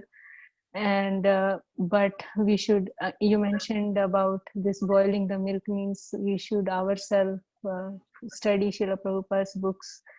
That point, Prabhu, is a very I mean, that is a practical application for me. And also, would you like to say something more about it, this boiling the milk more and not diluting it in relation to preaching or our own sadhana? Hare Krishna. Mataji, Kasturi Manjari Mataji, in the Antya Leela of Chaitanya Charitamrita, in the chapter where Sanatana Goswami meets Mahaprabhu in Nilachal, there is a conversation between Haridas Thakur and Sanatana Goswami. And Sanatana Goswami very famously says to Haridas Thakur that आपने आचार्य के ना करे प्रचार, प्रचार करे ना के ना करे आचार, आचार प्रचार नामेर कर दुई कार्य, तुम्ही सर्व गुरु तुम्ही जगतेरा आर्य. He says, Sanatana Goswami says that some people preach, they are expert at preaching and talking, but they are not following what they are preaching. They don't walk their talk. Acharya kare na keha, na kare prachar, prachara kare na keha, na kare achar. And some of them have very good achar. They have good sadhana, they have good knowledge, they have strong faith in Krishna consciousness, but they don't care to preach. They don't care to preach. They are in their own bhajan. They're happy with their own Krishna consciousness. So they have good achar, but they don't do prachar. They're lazy to do prachar. They're negligent to do prachar. And some are very enthusiastic to do prachar because with prachar comes pratishtha. So they're very eager to do prachar, but they don't have achar. They don't chant their rounds properly. They don't follow the regulative principles seriously. They don't seriously make an effort to cultivate genuine humility and tolerance and respectfulness. Amanina manadena. Those qualities are not there, but they want to sit on the Vyasasana and preach. Hare Krishna. Sanatan Goswami, these are his words. He is our Acharya, Sambandha Acharya. Acharya kare na keha, na kare prachar, prachara kare na keha, na kare achar. But of Haridas Thakur, he says, Achara prachara namer karah dui karya, tumi sarva guru, tumi jagatera arya. Oh Haridas Thakur, you chant 192 rounds every day. You participate in Nagar Sankirtan with Mahaprabhu every day. You discuss Krishna consciousness with Mahaprabhu every day. You are completely absorbed, completely humbled. You are the personification of Triranada Pisunichana. And you are Kirtaniya Sadahari. So you have Achar. But you also do Prachar. You preach to the people in the jail. You preached to Lakshahira prostitute and converted her into Haridasi. So you are a preacher also. You went with Nityananda Prabhu to preach to Jagai and Madhai. And you can dance at night in Srivasangan. So you have Achar and Prachar both. Therefore, you are a Jagat Guru. Tumi Sarva Guru, Tumi Jagatera Arya. And you are the most advanced devotee. So we have to balance our preaching with our personal sadhana. And I will conclude by just one sentence that I have heard from my spiritual superiors. Please listen to this sentence very carefully. Keep it in your heart. We should all keep it in our hearts. And let this be the take-home message for today's discussion. External development should be a byproduct of internal development. Hare Krishna. So external development, we are Bhakti Vriksha leader, we are giving classes, we are preaching, whatever we are doing, these are all external achievements. They should be a byproduct of internal achievement. All external manifestations should be byproducts of internal manifestations. If it is not, if our external activities are not grounded and supported by internal activities, then we will not be able to sustain it. We will fall down. Therefore, Achar and Prachar are both very important. We should go out and preach. We should distribute books. We should bring new members to our ISKCON. At the same time, internally, we have to be very grounded. We have to associate with high-class devotees, with devotees who are more advanced than us. And we should work on ourselves at the same time. Very, very important. Is that helpful, Mataji? Hare Krishna. Yes, Prabhuji, very, very helpful and great instruction for me. Thank you so much. And just one more thing, just out of this external and internal, Prabhuji, how does one check that if I mean, in my case, if I am doing something externally and I am not properly accordingly doing the internal part also, like how would I know that part? Like, will there be some indication that I will feel? There are two things, Mataji. One is that when the external facilities that come with our external activities, when they are taken away from us, if we become disturbed, that means we need to work on ourselves internally more. For example, now I am invited to speak by Shama Gauri Mataji, Priti Vilasini Mataji, Kirtida Sundari Mataji on Bhakti Sangha. And with that comes a certain recognition. A flyer is made, it is put on Facebook, flyer is shared on WhatsApp group. So there is some recognition that comes with this service. Now if Priti Vilasini Mataji and Shama Gauri Mataji and Kirtida Sundari Mataji stop inviting me, then do I become restless? Does that bother me? Or am I undisturbed? Like Lord Krishna explains in Bhagavad Gita, rivers entering the ocean, but the ocean not getting disturbed. Like the tortoise withdrawing its limb in the shell. Am I able to withdraw myself from that? Am I able to remain undisturbed? Like Krishna says, like a lamp in a windless place. Or do I become agitated? Do I become restless when those facilities are taken away? If somebody is requesting me, somebody is falling at my feet, giving me all respect, inquiring submissively from me, if that devotee stops respecting me, if that devotee starts behaving differently with me, do I get disturbed by that? Mahaprabhu wants us to become amani na manadena. Mahaprabhu wants us to tolerate. Mahaprabhu wants us to be humble.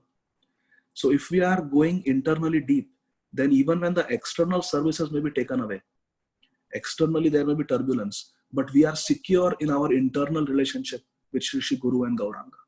Okay, if nobody invites me, my services are taken away, I will happily sit at home and in front of my Nitai Sachinandan, in front of my Tulsi Maharani, in front of Srila Prabhupada and Guru Maharaj, I will sit and chant. I will not chant 16 rounds, I will chant 64 rounds or more.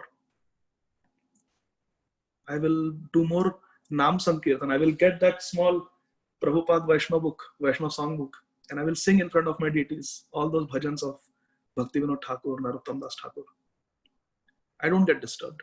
I will serve the devotees. Okay, if I am not able to sit on the Vyasasana, I will go and serve prasadam in the temple to the devotees. I will do some other service. So if we are like that, if we are undisturbed, when the external circumstances change, that is a good sign. So first is this, we have to judge ourselves by this parameter, that when external facilities are taken away, do we get disturbed? And number two is, we need a Shiksha Guru in our life, Mataji, who can guide us and tell us whether we are making advancement or not, whether we are on the right track or not. We have to report our sadhana to somebody, and we have to be under the guidance of someone, a very great soul. We have to find that, because if we can do it with our Diksha Guru, that is best. But most of our Diksha Gurus, they have many disciples and they are busy with many services. So if we can find some good Shiksha Guru, if not the Diksha Guru, good Shiksha Guru, one or two good Shiksha Gurus, then they can help us understand whether we are on the right track or not. Is that okay, Mataji? Yes, Prabhuji, thank you so much. Really very helpful. And I was hesitant in asking this question, but I'm glad that I asked. Thank you so much. Thank you so much. Hare Krishna. Hare Krishna. Hare Krishna. Hare Krishna. Pranam, Prabhu. Thank you so much. Jai Srila Prabhupada.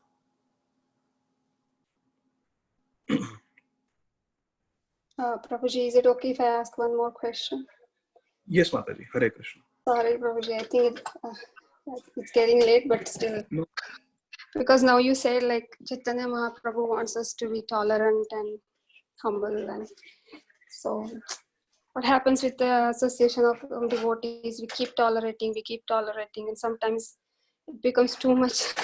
And then what happens? Like, what should we do? Like when it comes to the self-respect, and or self-respect does not come into the picture in Krishna consciousness. What do we do? Hare Krishna.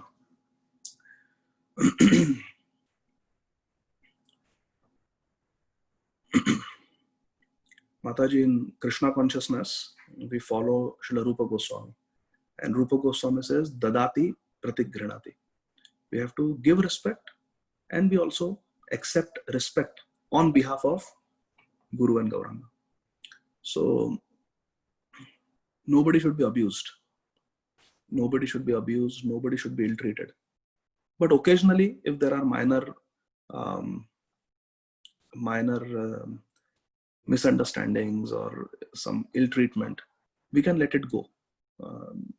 In the grand scheme of things, those small things, everything will not be ideal. Always. There will be some slip here and there. We also do. And others may also slip. And that's okay. We should be able to tolerate. But if it is something major, somebody is just abusing, somebody is just humiliating or suppressing somebody's spiritual progress, then that has to be discussed. Then we come to the second point which I mentioned.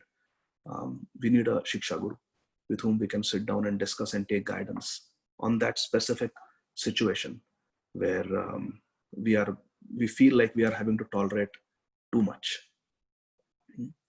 Is that okay, Mataji? This has to be specifically discussed with a counselor or mentor. Yes. Small things we can let go. Bigger things we need to discuss. We can still let go, but we need to discuss. And nobody should be abused. That's why it's important for all of us to try to follow Vaishnava etiquette, so that we don't make it difficult for devotees to live in this society. So therefore, we have to give respect, and we accept respect on behalf of Guru and Gauranga.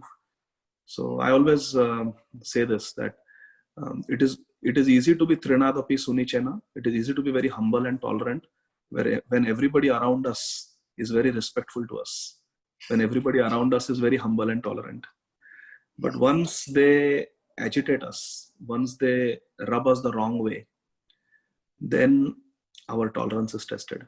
And therefore Prabhupada says in Srimad Bhagavatam purport that one's spiritual greatness has to be estimated by our ability to tolerate provoking situations. So that's why. So we have to, these two things, Mataji. Small things can be allowed to pass, but if it's recurrent, big thing, it's really bothering us and we are not finding the courage to tolerate it, we should discuss with the Shiksha Guru. Okay. Yes. Thank you so much, Prabhuji. It really helps. It really helps. Thank you. Hare Krishna. Hare Krishna.